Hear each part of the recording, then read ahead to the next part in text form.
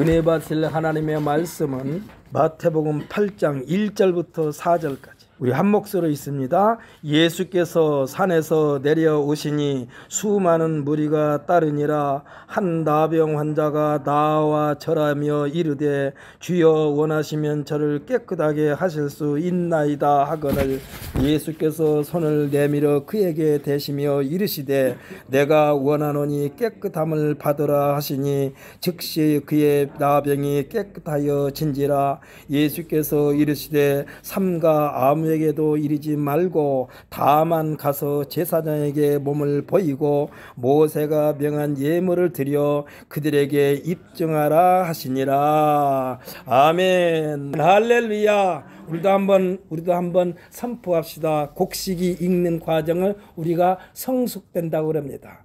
이런 시간에 우리는 나 자신에게 나는 얼마나 성숙되어 가고 있는가. 아멘. 할렐루야. 곡식으로 말하면 얼마나 익어가고 있는가. 가을철이 되게 되면은 곡식이 다 익은 것처럼 보이는데요. 사실 지금이야 다 기계로 하지만 저 어렸을 때 보게 되면은 마당에서 타작을 해가지고 어머니들이 저쪽 한쪽에서 이렇게 키로 이렇게 칩니다. 그러면은 쭉정이는 전부 다 밖으로 나가고 알곡만 내 앞으로 와요. 그것을 계속해서 하면서 알곡을 모으는 것을 저는 어렸을 때 보았습니다. 사랑하는 성도 여러분, 우리는 하나님께서 이렇게 알곡과 쭉정이를 나눌 때에 이 시간에 예배에 참석한 우리 모든 성도들은 모두가 알곡으로 성숙되어지기를 예수님의 이름으로 축복합니다. 오늘 본 말씀 마태복음 8장 1절로 4절 말씀을 가지고 성숙된 신앙의 자세라는 제목으로 은혜 받는 시가 되시기를 원합니다. 마태복음의 중심은 28장까지 기록되어 있는데 5장, 6장, 7장 우리는 이것을 산상수훈이라고 말합니다. 여기에 초점이 맞춰져 있다고 해도 과언이 아닙니다. 우리 7장에 보게 되면 무슨 말씀이 기록되느냐. 대접을 받고자 하는 대로 너희도 남을 대접하라. 이것이 율법이요 선지자의 대강령이라. 그래서 이 말씀을 우리가 뭐라고 그러느냐. 성경학자들이 지어낸 말인지는 모르지만은 황금률이라고 말합니다. 황금률. 그러니까 율법적의 율법이라는 얘기예요. 대접을 받고자 하는 대로 너희도 남을 대접하라. 이것이 핵심이라는 것입니다. 그래서 마태복음 5장, 6장, 7절의 산상순이라 할 수 있는데 이것은 곧바로 예수님의 가르침 천국 복음입니다. 천국 복음은 가르치는 데 중점을 두시고 그 가르침을 수용하고 그러니까 받아들이고 실천하는 자에게는 고침을 나타내 보이시고 할렐루야. 그러니까 하나님의 말씀을 들으면서 아멘 아멘 하는 자들은 그 시간에 고쳐지는 시간인 줄 믿으시기를 바랍니다. 그리고 고쳐지심을 나타내 보이고 가르치시고 고치시는 일을 통하여 복음의 능력을 전파함으로써 가시는 곳마다 놀라운 기자와 표적을 나타내 보이신 것이라고 할 수가 있습니다. 그래서 복음의 능력은 뭐냐? 기사와 표적이요. 여러분, 예수 믿고 우리가 초점을 맞춰야 할 것이 병 낫는 데 초점 맞추면 안 돼요. 어떠한 이익을 추구하는 데 초점을 맞추면 안 돼요. 복음을 믿고 받아들이면은 기사가 나타나고 할렐루야. 모든 나름 어려움에서도 해방되는 줄 믿으시기를 바랍니다. 그래서 예수 믿고 가장 내적인 변화는 뭐냐? 평강인 줄 믿으시기를 바랍니다. 여러분, 교회 와서요 목사들이 선교하는데 자꾸 불안감을 조성하면 그 교회 가면 안 돼요. 교회에서 목사가 성도들에게 말씀을 통하여 하나님의 말씀을 통하여 평안을 심어주고 할렐루야. 이 평안을 심어줄 때에 그것이 곧바로 하나님께서 목사들에게 세워주신 그 사명이요. 근데 자꾸 불안감을 조성한다? 그러면은 우리 무거운 짐을 다 내려놓으라고 그랬는데 교회에 갔다 나오면서 더 어깨가 무거워져서 나온다니까? 그러면 안 돼요. 그러면 안 돼. 사랑하는 성도 여러분, 저는 제가 늘 말씀드립니다만 우리 교회는 365일 새벽 기도가 있어요. 새벽 기도가 있어요. 근데 여러분에게 강연은 안 해요.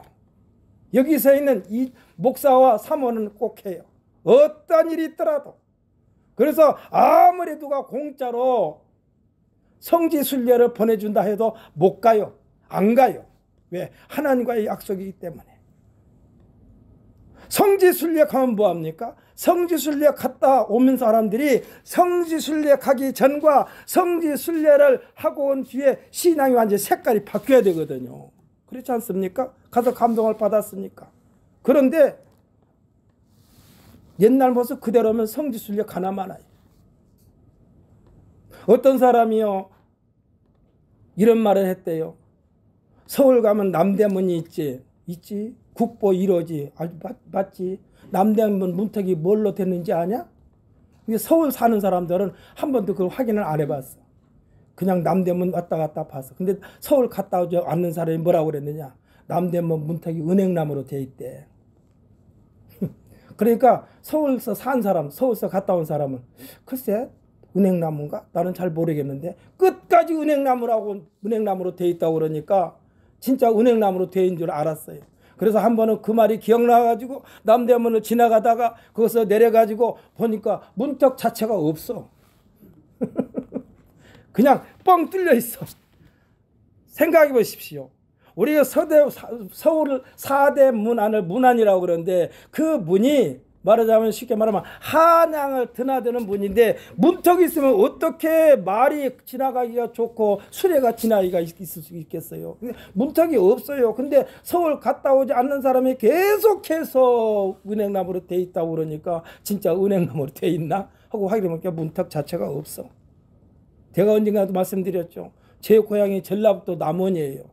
그런데 내가 전라북도 남원인데 어떤 사람이 내 옆에서 전라북도 남원이 아니라 전라남도 남원이래요. 그래서 이 사람아 내가 남원 사람이야. 그러니까 전라북도 남원이로 받아들여. 아니래. 끝까지 전라남도래. 그럼 진짜 전라북도에 산 내가 져줬어요. 왜? 그 사람은 전라남도로 아주 머리에 꽂혀 있어. 세뇌가 돼 있어. 요즘 말로 말하면 가스라이팅 된 거예요. 사랑하는 성도 여러분, 하나님의 말씀을 우리가 하나하나 우리 스스로 읽고 깨달을 수 있도록 허락하여 주셨으니 누구의 말을 듣고 하나님의 말씀을 믿을 것이 아니라 여러분 스스로 하나님의 말씀을 자주 믿고 묵상하고 마음판에 새겨서 하나님께서 나를 통해서 나타내시고자 하는 도구로 사용받는 우리 모두가 되시기를 예수님의 이름으로 축복합니다. 그래서 각 사람들에게 하나님의 말씀을 읽으라고 그런 거예요. 제가요 오늘 우리 두 분 집사님이 며느리 친정에 누구 결혼 행사가 있대요. 그래가지고 거기를 가야 된대. 근데 거기가 어디냐면 전라남도 목포입니까? 그래서 거기를 가야 된다고 미리 말씀하셔가지고 오늘 못 나온다고 그러셨어. 그런데 와서 보니까 두 분이 다 앉아 계시네. 그래서 제가 흥분됐어요. 그래서 어찌됐건 안 가셨든지 못 가셨든지 오늘 예배에 참석하셨어. 그래서 내가 속으로 했어요. 하나님, 예수님께서 분명히 말씀하셨어요. 뭐라고? 너희는 먼저 그의 나라와 그의 의를 구하라. 그리하면 이 모든 것을 더하여 주시리라 하셨으니 오늘 두 분 집사님에게 하나님의 놀라운 능력과 권능을 충만하게 채우시고 입혀 주시옵소서라고 기도했어요. 마음으로. 하나님께서 우리에게 수지 맞는 인생을 살게 하기 위하여 너희는 먼저 그의 나라와 그의 의를 구하라고 하신 거예요. 그래서 제 마음이 흥분돼 가지고 오늘 대표 기도하신 집사님 옆에 마이크가 내 눈에 안 보였어. 그래가지고 우리가 지금 오늘 촬영하는 이유주영 집사님한테 마이크 좀 갖다 드리라고 그랬더니 대표 기도하신 분이 마이크를 들고 서더라고. 안 보였어. 내가 마음이 흥분돼 가지고. 예수님은요 침례 요한으로부터 침례를 받으시고 곧바로 천국 복음을 전하는 일선에 나아가신 것이 아니었습니다. 침례를 받으시기 이전의 모습을 깨끗하게 성령의 도우심 속에 40주 40야를 금식하면서 정리를 하신 것입니다. 이 정도 되면요 마치 자동차 공장에서 자동차를 완벽하게 조립하여 시험 가동까지 마쳐진 상태이기 때문에 그 자동차를 구입한 사람은요 곧바로 시운전할 필요가 없어요. 다 끝냈기 때문에 곧바로 실제 생활 전선에서 사용 사용하면 되는 새 다정터와 같습니다. 예수님께서 이미 40주 40야 금식하면서 무장이기 때문에. 그런데 예수님께서 침례를 받으실 때, 그러니까 물속에 잠기셨다가 물에서 올라오실 때에 하늘이 열리고, 할렐루야, 하나님의 성령이 비둘기같이 내려 예수님 자신 위에 임하심을 보시는데, 그때에 하늘로부터 소리가 있어 말씀하시는데, 이때에는요 침례를 베푸던 침례 요한도 있었고, 또 침례 요한의 제자들도 있었고, 다른 사람들, 그러니까 요한으로부터 침례를 받는 사람이나 또 받으려고 했던 무리들이 있는 그 자리에서 하늘로부터 소리가 있었는데, 그 소리는요 하나님의 말씀이었습니다. 어떤 말씀이었냐? 이는 내 사랑하는 아들이요 내 기뻐하는 자라 하셨습니다. 이 말씀은요 침례를 마치신 예수님을 통하여 하나님께서 기뻐하실 일을 나타내게 될 것이라는 하나님의 선포, 천국 복음인 줄 믿으시기를 바랍니다. 그런데요 예수님께서 물에서 올라오실 때에 예수님 위에 뭐가 임하셨다고 그랬나요? 성령께서 임하셨다고 그랬어요. 이 성령께서 공생의 첫 발을 내딛기 전에 세상 어둠을 주관하고 있던 마귀에게 시험을 받도록 내어주신 것입니다. 예수님은 이미 12살 때부터 성전에서 성경에 대하여 선생님들과 서로 소통할 수 있을 만큼 성경에 대해서 다 통달하고 계셨었어요. 그렇다면 왜 성령께서 예수님으로 말미암아 시험을 받게 했을까요? 이것은 오늘날 성도들에게 보여주시기 위함이야. 그래서 여러분들께서 목사를 통해서든지 성경 말씀을 통해서든지 은혜를 충만히 받았죠. 그때 그 흥분 상태를 조금 가라앉혀야 돼요. 이걸 가라앉히지 않고, 이걸 가라앉히지 아니하고 곧바로 나가게 되면은 잘못하면 넘어지고 자빠져요. 예수님이야 그럴 리가 없지만은 예수님께서 하신 행위 하나하나는 오늘날 우리에게 그렇게 하라고 하신 거예요. 조심하라고 한 거예요. 이는 제자들에게, 또 오늘날 성도들에게 교훈하시기 위한 신앙훈련 프로그램이요. 예수님께서 시험 받으신 것은. 그럼 예수님께서 시험 받을 때 뭘로 다 이겼나요? 말씀으로 이겼어요. 마귀가 뭐라고 했나요? 네가 만일 하나님의 아들이거든. 네가 만일 하나님의 아들이거든. 오늘날도 마찬가지입니다. 네가 예수를 진짜 믿는다면, 네가 목사라면, 네가 장로라면, 네가 전도사라면, 내가 권사라면, 내가 교회 집사라면, 내가 진짜 성도라면 하면서 우리를 꼬드기는 프로그램들이 세상에 너무나도 많아요. 이때 우리가 주의할 것이 뭡니까? 그래 내가 성도고 내가 목사고 내가 장로고, 아니요. 그대로 같이 말싸움할 필요가 없어요. 그저 우리의 삶으로 보여주면 돼요. 우리의 삶으로 보여주면 돼.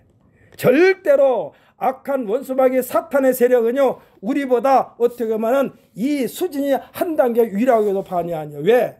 이 마귀가 예수님을 시험할 때 그랬지 않았어요? 예수님께서 기록되었으면서 하나님 말씀으로 마귀를 물리치니까 이때 마귀도 하나님의 말씀을 도용합니다. 그래 네가 만약 하나님의 아들이라면 성경에 이렇게 기록되어 있지 않느냐 하면서 예수님께 말씀으로 또 시험을 해요. 이때도 역시 예수님은 말씀으로 물리쳤어요. 그러니까 마귀가요, 그러니까 우리들이 성경 말씀을 자꾸 읽으란 말씀을 왜 하느냐? 무장하기 위해서 그래요. 마귀가 요즘에 이단 사이비들이 오히려 우리들보다 말씀을 더 많이 알고 있어요. 그러면서 우리가 아직 알지 못하는 말씀을 가져다가 우리에게 자꾸 두 번이고 세 번이고 그들이 우리에게 접근해서 옵니다. 그리고 우리에게 하는 말이 진짜 자기네들이 전하는 성경 말씀이 진짜인 것처럼 우리를 하여금 솔깃하게 만들어요. 여기서 있는 저한테도 이 신천지에서 왔다니까. 목사님 언제 나를 봤다고 지가 나한테 목사님하고 이렇게 반격해줘. 아유 목사님 반가워요. 하나님이 보내서 왔어요. 그래서 내가 속으로 그랬어요. 이게 좀 우리 정상적인 기독교인은 아니구나. 그러면서 목사님 시간 좀 내주세요. 성령께서 초청하셔가지고 제가 왔어요. 근데 언제예요? 그랬더니 토요일이래. 그래요. 토요일은 나는 일주일에 가장 바쁜 날입니다. 언제 오면 만날 수 있나요? 주일날 11시 예배니까 예배 마치고 또 같이 이야기합시다. 그때 아무 말 안 하고 다 갔어요. 나중에 간데 보니까 쪽지가 났는데 역시 신천지야. 언제 나를 봤다고 그렇게 반겨줘요. 나 우리 성도들 길거리에서 만나도 그렇게 반갑게 인사 받아본 적이 없어.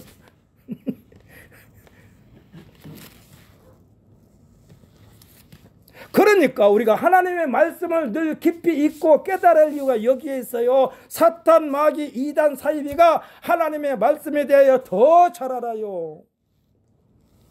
그래서 예수님이 지금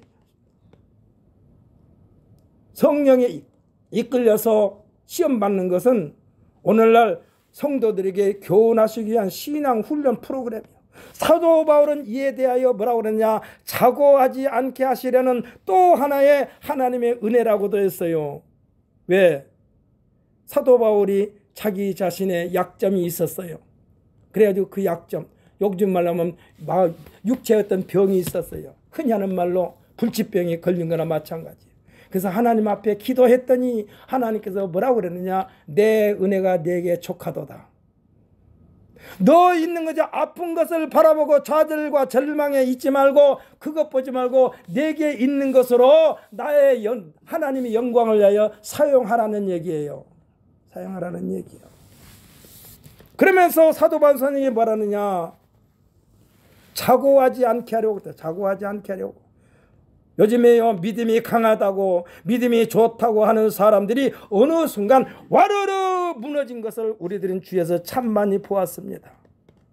성경의 역사는요, 이스라엘의 역사가 그랬습니다. 우리나라 조선 왕조실록이 1997년 10월에 유네스코 세계 기록 유산으로 등재되었습니다. 이 조선 왕조실록이 거짓이라면, 미화되었다면, 사실에 근거를 두지 않았다면 유네스코 세계 기록 유산으로 인정받을 수 있었을까요? 거짓이라면. 이 조선왕조실록에는요, 세종대왕 같은 성군의 이야기만 기록되는 것이 아니었어요. 우리가 읽어보게 되면 조선왕조실록 다 읽어보지는 않았지만은 조선왕조실록에는요, 아주 이걸 왜 기록해 놨을까? 눈살을 찌푸리게 하고 망신스러운 장면도 많이 기록되어 있습니다. 그래서 세종대왕과 같은 훌륭한 성군의 이야기만 기록되는 것이 아니라 폭군 중에 폭군하는 연산군이나 광해군이나 모든 왕들이 잘못한 일까지 다 기록되어 있어요. 그렇기 때문에 그 가치를 인정받은 것입니다.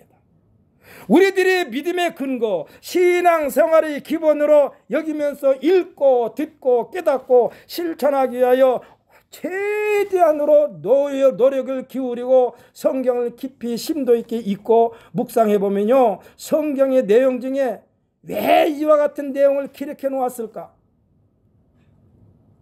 수치스러운, 참 정말로 수치스러운 장면도 성경책에 기록되어 있어요.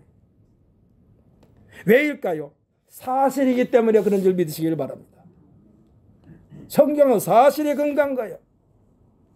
단군신하나 무슨 신라 시조인 박혁거세나 이런 사람들은 뭐 아래서 나왔느니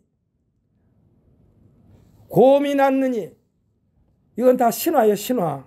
그렇기 때문에 옛날 얘기처럼 그냥 들으면 돼. 그렇게 그냥 인정하면 돼요. 그러나 성경은 신화가 아니라 실제 상황인 줄 믿으시기를 바랍니다. 그래서 우리가 성경을 우리가 읽고 마음판에 새기는 거예요. 실제로 있었던 생생한 역사이기 때문에 우리가 성경 말씀을 믿고 따르는 것입니다. 우리는 신이 아닙니다. 절대자이시며 신중의 신이신 여호와 하나님의 능력으로 지으심을 받은 엄연한 조물주 되시는 하나님의 피조물임을 시간 여러분께서 인정하시기를 바랍니다. 성경의 역사는 창조주 되시는 하나님과 모든 만물을 만드시고 하나님을 대신하여 이 만물을 관리하도록 특별히 하나님과 같은 모양과 형상을 따라 만드신 사람을 통해서 주인과 종의 사이가 어떤 관계인가, 명령을 내리시고 순종하고 복종하는 관계를 변함없이 유지하기를 원하시는 하나님의 본 마음을 기록해 놓은 책이 성경책인 줄 믿으시기를 바랍니다. 성경의 역사는요, 굴곡이 많아요. 막 좋은 일만 기록된 게 아니에요. 그래서 이 굴곡이, 성경의 역사의 굴곡은 순종과 불순종 사이에 일어난 흠집이라고 할 수가 있습니다. 그런데 이 굴곡의 흠집이 부정적인 흠집인데도 불구하고 하나님께서는 이마저도 하나님의 능력으로 하나님의 선을 이루시는 역사의 기록이 성경이라고 할 수가 있습니다. 그렇기 때문에 하나님의 말씀을 절대자이신 하나님 앞에 누구가 됐든지 간에 하나님과의 관계만 제대로 지켜나간다면 빈부귀천, 지위고하를 막론하고 하나님의 보호를 받을 수 있다는 만고불변의 공식이요 법칙인 줄 믿으시기를 바랍니다. 비록 먼저 장자로 택함받은 선민 의식 속에 파묻혀 있던 이스라엘 백성들을 하나님께서 혹독한 훈련을 시키신 것을 보게 되는데, 이것이 성경이고 이스라엘의 역사심을 믿는 우리 모든 성도들이 되시기를 예수님의 이름으로 축복합니다. 그래서 하나님은 언제나 이스라엘을 먼저 부르셨어요. 왜 그럴까요? 장자니까. 집에서 지금이야 한 사람 낳고 두 사람 낳고, 많이 낳으면 두 사람 낳고, 그렇지만 한 사람 낳고, 아니면 한 사람도 안 낳고 사는 사람들이 참 많습니다만은, 저 어렸을 때만 해도 동네에 보통 한 집에 자식들이 5, 6은 보통이었어. 우리 어머니도 낳기는 10을 낳았대요. 그런데 3사람은 다 제 밑으로도 하나 죽었고 제 위로도 2사람이 죽었어. 그래서 우리 어머니가 끝까지 키운 자식은 7명이야. 그러면 7명을 다스릴 수 있는 방법은 뭡니까? 젤록 장자를 불러다 놓고 교육시키는 거예요. 왜? 동생들이 보고 배우라고. 하나님은요, 언제나 이스라엘 먼저 불렀어요. 아니, 하나님께서 이스라엘만 사랑한다면, 장자로 삼으셨으니까 이스라엘 역사는 항상 평탄한 길로 갔어야만 됩니다. 그런데 이스라엘 역사만큼 굴곡이 있는 역사도 없어요. 왜 이스라엘 먼저 불렀느냐? 장자니까. 장자로 삼으셨으니까. 그리고 이들 중에서도 지도자들을 또 뭘로 부르셨습니다. 그런 다음에 이방인들을 부르신 장면이 시편 115편 9절로 11절의 내용인데, 그 말씀이 무슨 말씀이냐? 이스라엘아, 여호와를 의지하라. 그는 너희 도움이시오 방패시로다. 또 지도자들을 불러요. 요즘 말로 말하면 교회 목사를 부르는 거요. 아론과 아론의 집이여, 여호와를 의지하라. 그는 너희 도움이시오 방패시로다.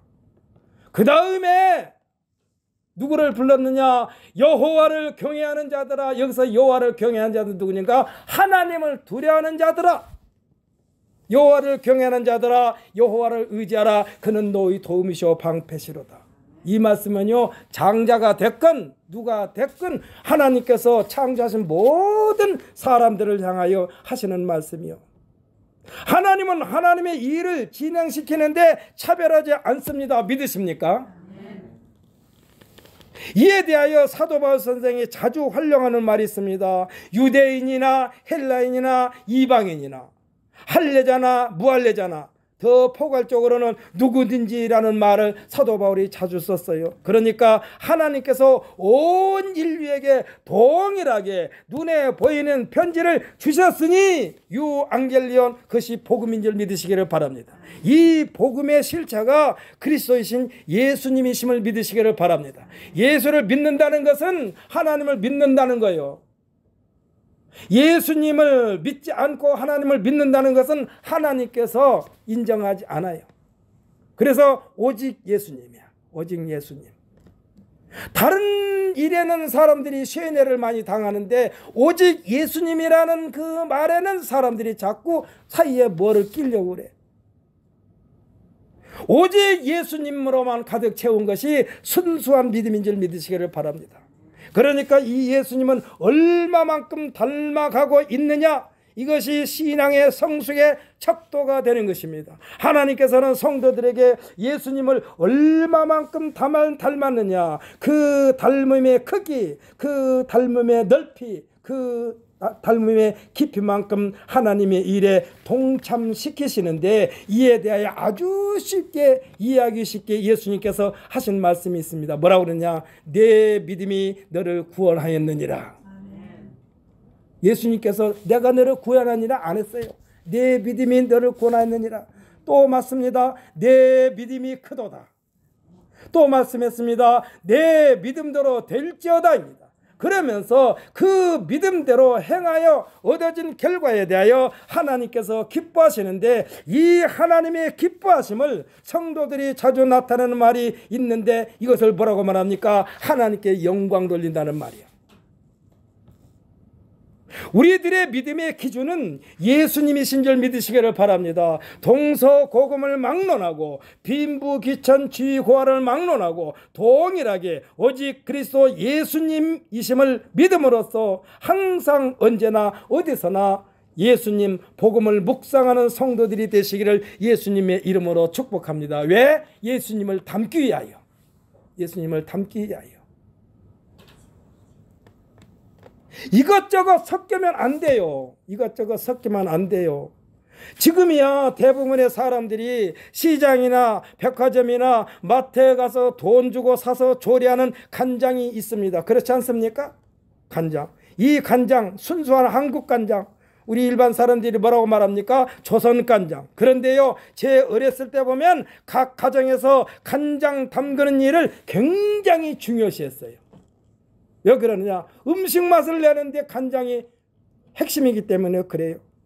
설 명절이 지나면, 그러니까 겨울이 지나면은 장 담그기 시작하는 간장, 우리나라 전통 음식인 이 간장을 담글 때에 매일매일의 날이 있습니다. 이 날을 우리나라에서는 동물 형상으로 많이 해놨어요. 동물을 등장시키는 것으로 날짜를 정했습니다. 여기에 등장하는 동물들이 우리가 알고 있는 쥐, 소, 호랑이, 토끼, 원숭이, 닭, 뱀, 용, 개, 돼지 이렇게 있습니다. 그래서 날마다 이 말하자면 그런 날이 정해져 있어. 오늘은 쥐날이고 내일은 소날이고 모레는 호랑이 날이고 그패는 토끼 날이고 이런 식으로. 이것은요, 시간과 날과 해를 따질 때도 꼭 필요했어요. 그래서 하루의 시간도 그랬어요. 지시, 축시, 인시. 그래서 자축인묘, 진사, 오미, 신유술에 이렇게 구분했어요. 그래서 2시간마다 시간이 달라지는데, 난 12시를 정오라고 하는데, 이 정오는 몇 시부터 몇 시까지냐? 11시부터 오후 1시까지가 정오예요. 그래서 그걸 오시라고 그랬어요. 지금이야 집집마다 시계 없는 집이 없고 핸드폰 없는 사람이 없기 때문에 곧바로 핸드폰을 켜게 되면 시간이 나옵니다. 그런데 옛날에는요, 해가 어떻게 떴느냐, 어디에 떴느냐 해가지고 그 시간을 말했어요. 그래가지고 시골서 어른들이 시간을 정합니다. 언제 가면 돼? 정오에 오면 돼. 정오에 오면 돼. 한낮에 오란 얘기야. 이런 식으로. 이와 같이 시간을 정하여 통용했어요. 똑같은 동물을 정하여 매년 적용하는데, 역시 쥐띠다, 소띠다, 호랑이 띠다 이렇게 정했어요. 간장을 담글 때에도 이 띠를 중요시합니다. 우리가 쓰는 달력, 카렌다, 특히 농어촌에서 쓰는 글자는요, 달력은 굉장히 달력을 크게 만들어 놨어. 그리고 큰 달력에 보면은 매일매일의 날짜 밑에 한자로 조그마하게 써져 있는데, 어떻게 써져 있느냐? 갑자, 울주, 병인, 정묘, 무진, 기사 이렇게 쭉 써져 있어.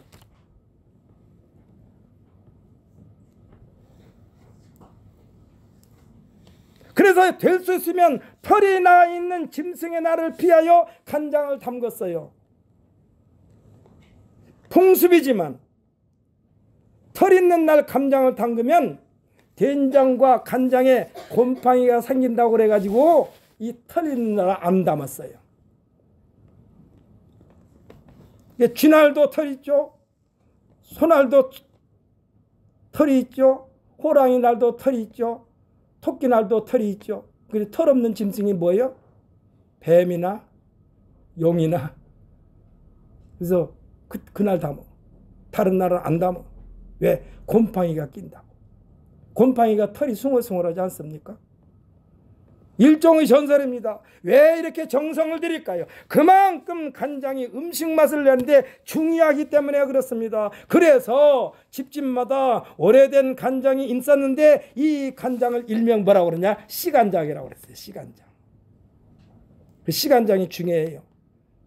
간장 맛의 표준이라는 것입니다. 집집마다. 어떤 종갓집에서는요, 수십 년, 수백 년 된 시간장이 있다고 그래요. 그래서 이것은 맛의 전통을 지키기 위함으로써 간장을 담겨서 일정한 시간이 지나면 이 시간장을 새로 담근 간장에 조금씩 첨가시킴으로써 간장 맛을 보존되게 했다는 거예요. 이것이 간장 맛의 보존 공식입니다. 시간장을 그래서 두는 거예요. 우리들이 신앙을 몇백 년, 몇천 년이 지나도 성경에서 당부하신 신앙의 본질이 절대로 변하지 말아야 하기 때문에 우리에게 성경을 주셨고, 할렐루야. 그래서 여기서 있는 이종걸도요, 하나님 말씀을 여러분에게 100% 올바르게 전한다는 장담이 없어요. 왜? 제가 말씀드리죠. 제가 읽는 성경 말씀을 읽고 어떤 사람은 이렇게 느꼈고 어떤 사람은 저렇게 느꼈고, 제가 그 음식 맛에 많이 빗댑니다. 여러분, 오늘날도 음식을 먹을 텐데 제가 생각할 때는 다 맛있는데 어떤 사람은 싱겁다, 짜다, 조금 더 소금을 쳐야 되겠다 한 사람들이 있다니까. 왜 그래요? 입맛이 다 다르기 때문에. 그래서 하나님의 말씀을, 이 시간에 하나님의 말씀을 듣고 여러분이 은혜를 깊이 깨닫는 사람이 있는가 하면, 아유, 우리 목사님 오늘 영 나한테는 은혜가 안 돼, 이런 사람도 있고, 할렐루야. 어떤 사람은 말씀을 듣고 아멘 했더니 고통에서 완전히 해방되었고, 할렐루야. 이와 같이 하나님의 말씀 속에는 무궁무진한 비밀이 담겨져 있어요. 그래서 이 성경에서 당부하신 신앙의 본질이 그대로 변하지 말아야 하기 때문에 우리에게 성경을 주셨고, 이 성경 하나님의 말씀을 그 옛날 구약시대 때는요, 특정된 사람에게만 줬어요. 다시 말하면 제사장들, 서기관과 바리새인들만 점유할 수 있었습니다. 종교개혁 이전에는요, 천주교 신부들만, 사제들만 성경을 읽을 수 있었어요. 종교개혁이 일어난 뒤에 마틴 루터가 첫 번째 한 것이 뭐냐? 성경을 독일어로 번역하는 걸 먼저 했어요. 그래서 종교개혁이 일어난 이후에 우리들이 성경책을 가질 수 있었어요. 그래서 하나님의 본질에서 벗어나, 그러니까 서기관과 바리새인들만 점유하고 있었기 때문에 그들이 말을 이렇게 하면 이렇게 믿고 저렇게 하면 저렇게 믿고 우리 평신도들은 그렇게 할 수밖에 없었어요. 그래서 하나님의 본질에서 벗어나 이들의 전통, 성경에서 말하고 지적해 주시는 장로들의 전통으로 말미암아 하나님의 본뜻에서 벗어나 왜곡되어 있기 때문에 예수님께서 이들에게 뭐라고 책망했습니까? 화 있을진저 의식하는 서기관과 바리새인들이요 하시면서 책망하신 것입니다. 그리고 그 성경에 대하여 바로 알고 바로 깨닫게 하고 바로 행할 수 있도록 예수님께서 오신 줄 믿으시기를 바랍니다. 그래서요, 우리가 하나님 말씀을 읽고 성경을 읽을 때는 다른 사람들의 어떤 신앙 상태를 정죄하기 위해서 읽지 말고 나 자신의 신앙을 올바른 길로 가게 하기 위하여 하나님의 말씀을 읽고 행하시기를 예수님의 이름으로 축복합니다. 어떤 목사님이 설교 도중에 이런 말을 하는 것을 제가 들었어요. 그 교회에서 정기적으로 기도원에 가는데 그때는요, 교회 전체가 다 가기로 있었어가지고 목사님으로부터 시작해서 장로, 권사, 전도사 할 것 없이 다 갔대요. 그런데 어떤 집사님 한 분이, 그분은 새벽 기도를 한 번도 빠지지 않고 열심히 다니는 그 집사님이 계시는데, 같이 갔으면은 성도들이 막 기도를 그야말로 전심전력을 하여 기도를 해도 현찮은데, 기도하다가 가만히 보니까 자기 교회에서 큰 소리 빵빵 치는 장로가 자고 있어. 장로 자고 있어. 그리고 실망을 했어요. 그래가지고 이제 기도하면서 그랬어요. 하나님, 지금 장로가 졸고 있어요. 장로가 졸고 있어요. 기도해야 되는데 졸고 있어요. 그랬더니 하나님이 뭐라고 그러냐? 너 그렇게 하려면 너도 기도하지 말아라.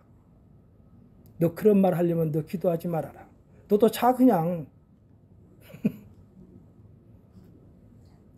사랑하는 성도 여러분, 내가 신앙이 좋다고 해서 나보다 조금 여린 사람을 비판한다거나 정죄하지 마시고 하나님의 말씀을 읽을 때마다 내가 지금 하나님 말씀대로 살고 있는가, 여기에 초점을 맞추면서 하나님의 말씀을 읽고 묵상하시기를 예수님의 이름으로 축복합니다. 그래서 인류의 조상 아담, 그러니까 하나님의 말씀을 깨닫고 실천해야 되는데, 제대로 실천해야 되는데, 인류의 조상 아담의 온전한 모습이 원래는 온전한 모습이었어요. 비록 옷에 실오라기 하나 걸치지 않는 그러한 몸이었지만 온전한 모습이었어요. 그런데 불순종으로 말미암아 온전함이 퇴색되고 오염되어 오랜 세월 동안 잘못된 전통의 틀을 벗어나지 못하고 하나님의 진노를 피할 길이 없었지만 두 번째 아담, 그러니까 예수님은 두 번째 오신 아담입니다. 온전하신 아담으로 오셔서 처음 사람으로 회복시켜 주시려고 오셨기 때문에 예수님을 따르라고 하셨고, 이마저도 우리들이 힘만으로는 불가능하기 때문에 예수님께서는 뭐라고 하느냐? 내 안에 거하라, 나도 너희 안에 거하리라. 여러분, 내가 예수 안에 거하면 온전한 믿음의 소유자가 될 수밖에 없어요. 그러니까 여러분들 날마다 내가 지금 예수 안에 있는가, 이것만 점검하면 돼. 그래서 사도 바울 선생이 우리 스스로 한 사람 한 사람 자신이 자신의 신앙 상태를 점검하는 방법을 가르쳐 주었는데, 그것이 뭐냐? 내가 지금 예수 안에 있는가, 예수 밖에 있는가, 그것을 점검하라고 그랬어요. 누가요? 사도 바울 선생이. 내 안에 가라, 나도 내 안에 가라. 이거는 예수님의 유명한 말씀이에요. 또 이마저도 예수 안에 거하는 것도 우리 스스로 하기가 힘들기 때문에, 우리에게 지속시킬 수 있는 능력이 부족하기 때문에 마지막으로 예수님을 대신할 수 있는 성령님을 각 사람에게 보내주신 줄 믿으시기를 바랍니다. 그래서 우리 신앙생활은요, 성령의 도우심 속에 신앙생활을 해야 돼요. 그대 조금 알고 있는 성경 지식 가지고 신앙생활 하지 마요. 금방 지쳐요. 금방 지쳐. 이 성령님은 한 성령으로서, 그러니까 각 사람에게 주어지는 모든 하나님의 은사, 하나님의 그 성령이 각 사람에게 주어지는데, 이 성령은 한 성령으로서 각 사람을 통하여 하나님의 일을 할 수 있는 은사, 달란트를 나타내기 위함인 줄 믿으시기를 바랍니다. 사랑하는 성도 여러분, 우리 모두는 같은 성령의 놀라우신 능력을 공급받아 요소에서 하나님의 영광을 나타내 보이는 귀한 도구, 곧 성경에서 말씀하신 철퇴가 됐던 철장이 됐던 병기가 됐던 하나님으로부터 매 순간순간 사용받게 되시기를 예수님의 이름으로 축복합니다. 성경은 우리에게 말씀해요. 뭐라고 했느냐? 너는 대장부처럼 허리를 묶고 내가 네게 묻는 것에 대답할지니라 했어요. 그런데 언제 하나님이 부르시를 몰라. 그렇기 때문에 정신 차리고 있어야 돼. 여러분, 우리 학교 다닐 때 그런 거 경험했을 거예요. 선생님이 출석을 쭉 부르는데 한 애가 대답을 안 했어. 그래서 안 온 줄 알고 말하자면 체크를 했어. 결석했다라고. 근데 출석 부를 때 그놈이 졸고 있었어.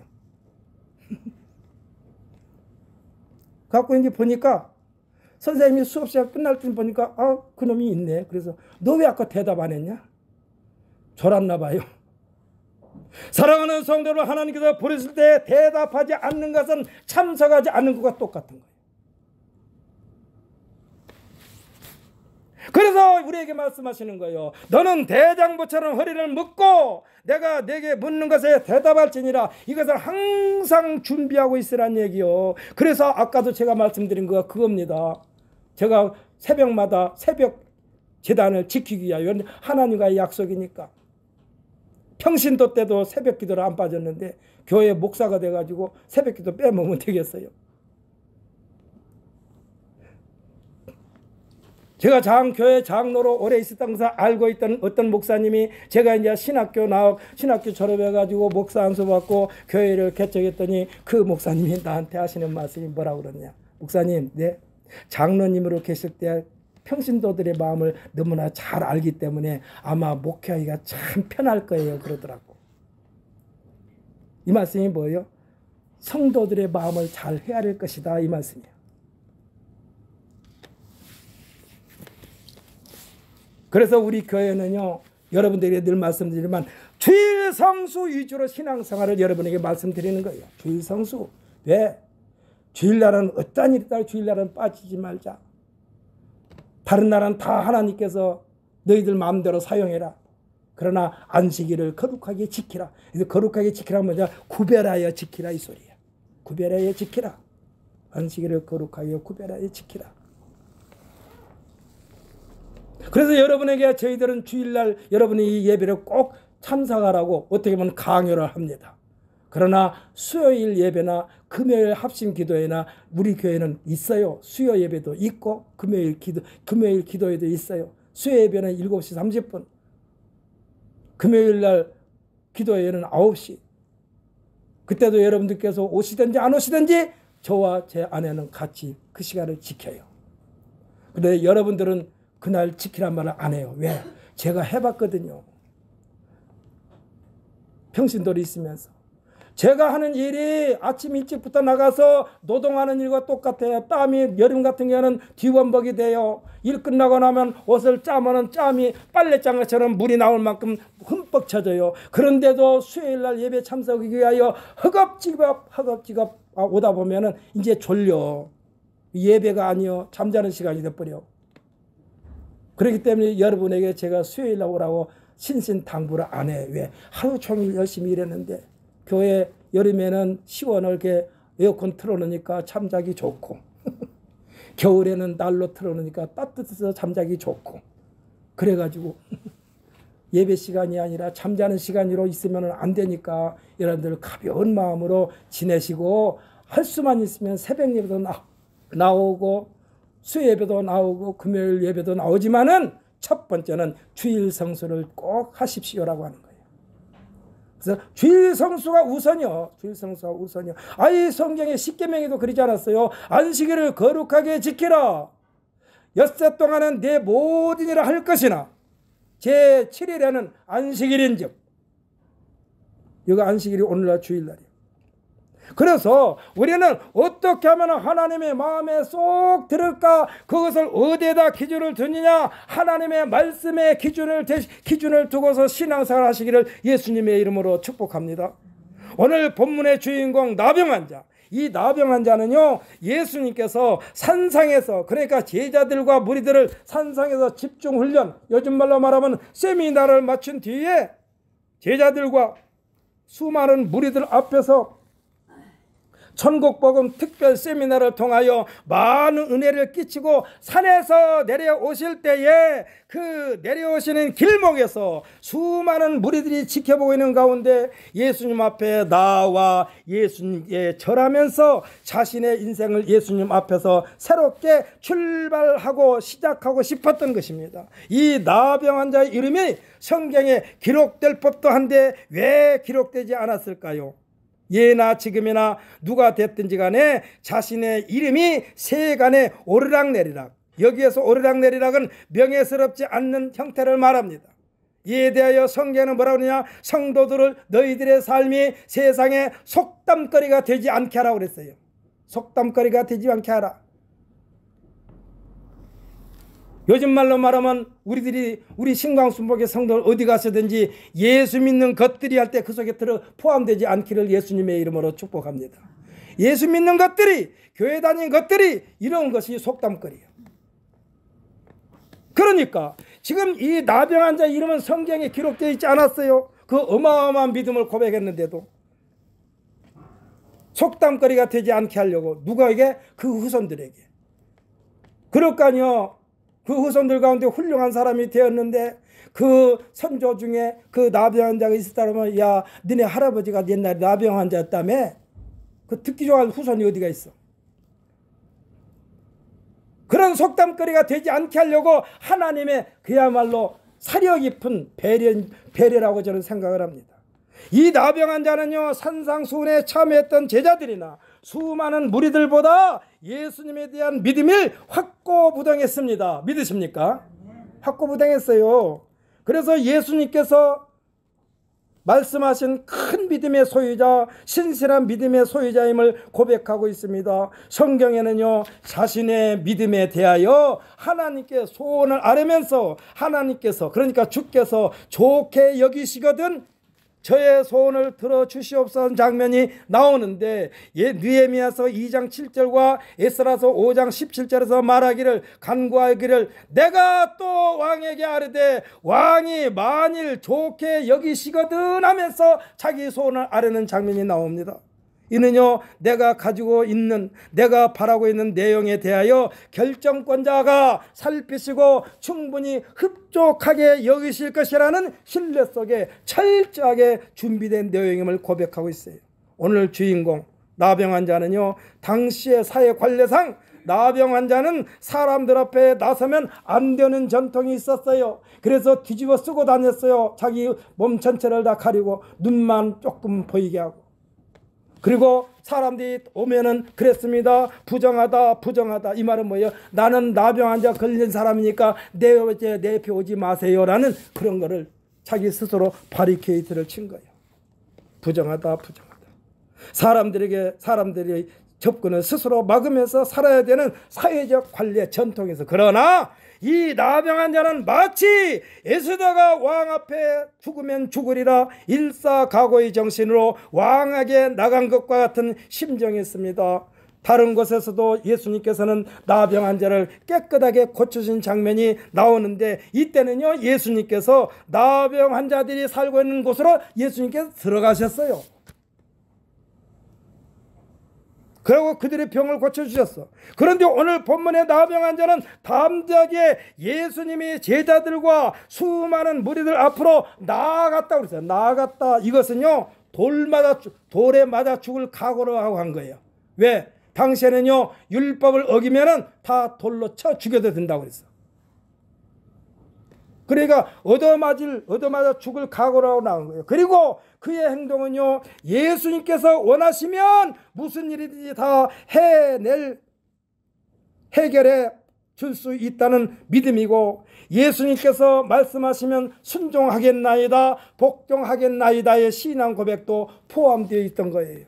이 나병이라는 병은요, 다 고침을 받았다 해도 예수님께서 말씀하신 4절의 내용을 다 준행함으로써 정상적인 생활이 가능했던 것입니다. 이 나병 환자의 담대한 행위와 성숙된 믿음의 행위가 오늘 본문의 말씀이요, 그냥 제사장 앞에 그냥 간 것이 아니요, 많은 재물을 가지고 가야 돼요. 그래가지고 이 제사장으로부터 그래 너는 깨끗하게 나아졌느니라, 이제는 어느 곳에 가든지 정상적인 생활을 할 수 있다라고 그냥 말로 보증수표를 받아야만이 나갈 수 있는 것이 나병에서 고침받는 사람들의 삶이었어요. 그래서 예수님께서 그렇게 말씀하신 거예요.